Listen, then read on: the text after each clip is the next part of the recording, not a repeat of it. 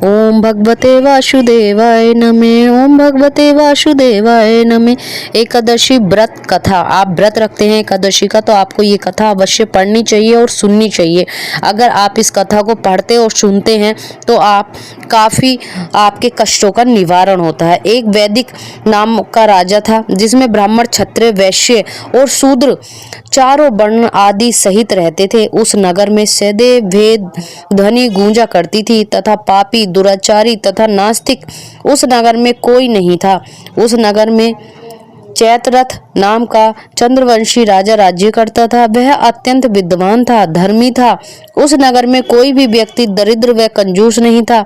सभी नगरवासी विष्णु भक्त थे और आमबाल वृद्ध, स्त्री, पुरुष एकादशी का व्रत किया करते थे। एक समय फागुन मास के शुक्ल पक्ष की आमला एकादशी आई। एक दिन राजा, प्रजा तथा बाल वृद्ध सबने हर्ष पूर्वक व्रत किया। राजा अपनी प्रजा के साथ मंदिर में जाकर पूर्ण कुंभ स्थापित करके धूप, दीप, नैवेद्य, पंचरत्न आदि से धाती आमले का पूजन करने लगे और उसी प्रकार स्तुति करने लगे। हे धाती, तुम ब्रह्म स्वरूप हो, तुम ब्रह्मा जी द्वारा उत्पन्न हुए हो और समस्त पापों का नाश करने वाले हो। तुमको नमस्कार है, सत सत नमस्कार है। अब तुम मेरा अर्ध स्वीकार करो। तुम श्री राम चंद्र जी द्वारा सम्मानित हो। मैं आपकी प्रार्थना करती हूँ, अतः आप मेरे समस्त पापों का नाश करो। उस मंदिर में सब ने रात्रि को जागरण किया। रात्रि के समय वहाँ एक बहेलिया आया तो अत्यंत पापी और दुराचारी था। वह अपने कुटुंब का पालन जीव हत्या करके किया करता था। भूख और प्यास से अत्यंत व्याकुल वह बहेलिया इस जागरण को देखने के लिए मंदिर के एक कोने में बैठ गया और विष्णु भगवान तथा एकादशी महात्म्य की कथा सुनने लगा। इस प्रकार अन्य मनुष्य की भांति उसने ही सारी रात जागकर बिता दी। प्रातःकाल होते ही सब लोग अपने घर चले गए और बहेलिया भी अपने घर चला गया।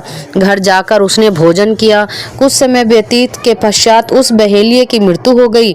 मगर उस आमला एकादशी के व्रत तथा जागरण से उसने राजा विदुरथ के घर जन्म लिया और उनका नाम बशुरथ रखा गया। युवा होने पर वह चतुर्गिनी सेना के सहित तथा धन धान्य से युक्त होकर 10,000 गांवों का पालन करने लगा।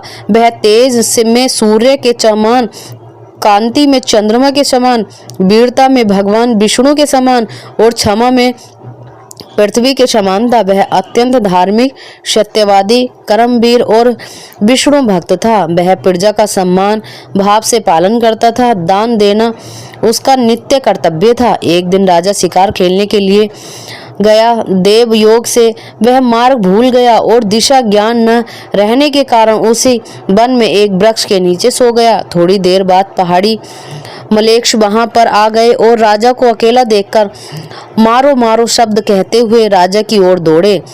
मलेक्ष कहने लगे कि इसी दुष्ट राजा ने हमारे माता पिता, पुत्र, पौध आदि अनेक संबंधियों को मारा है तथा देश से निकाल दिया है, अतः इसको अवश्य मारना चाहिए। ऐसा कहकर वे मलेक्ष उस राजा को मारने दौड़े और अनेक प्रकार से अस्त्र शस्त्र उसके ऊपर फेंके। वे सब अस्त्र शस्त्र राजा के शरीर पर गिरते ही नष्ट हो जाते और उनका बार पुष्प से सम्मानित प्रतीत होता। तब उन्हें मलेक्षों के अस्त्र शस्त्र उल्टा उन्हीं पर प्रहार करने लगे, जिससे वे मूर्छित होकर गिरने लगे। उसी समय राजा के शरीर से एक दिव्य शक्ति उत्पन्न हुई। वह शक्ति उत्पन्न होते अत्यंत सुंदर होते हुए भी उसकी भ्रकुटी टेढ़ी थी। उसकी आंखों से लाल लाल अग्नि निकल रही थी, जिससे वह दूसरे काल के समान प्रतीत होती थी। वह स्त्री मलेक्षों को मारने दौड़ी और थोड़ी ही देर में उसने सब मलेक्षों को काल के गाल में पहुंचा दिया। जब राजा सोकर उठा तो उसने मलेक्षों को मरा गिरा हुआ देखकर, इन्हीं शस्त्रों को किसने मारा? इस वन में मेरा कोई हितैषी रहता है। वह ऐसा विचार कर ही रहा था, आकाशवाणी हुई कि राजा, इस संसार में विष्णु भगवान के अतिरिक्त कोई तेरी सहायता कर सकता है? इस आकाशवाणी को सुनकर राजा अपने राज्य में पहुंचा और सुखपूर्वक राज्य करने लगा। जो मनुष्य आमला की एकादशी का व्रत करते हुए प्रत्येक कार्य में सफल होते हैं और अंत में विष्णु लोक को जाते हैं। पुष्य नक्षत्र के दिन आने वाली एकादशी बहुत ही पुष्यदायी है। इस इस प्रकार व्रत करने वालों के जन्म जन्मांतर के सभी पाप नष्ट हो जाते हैं। ओम भगवते वासुदेवाय नमः।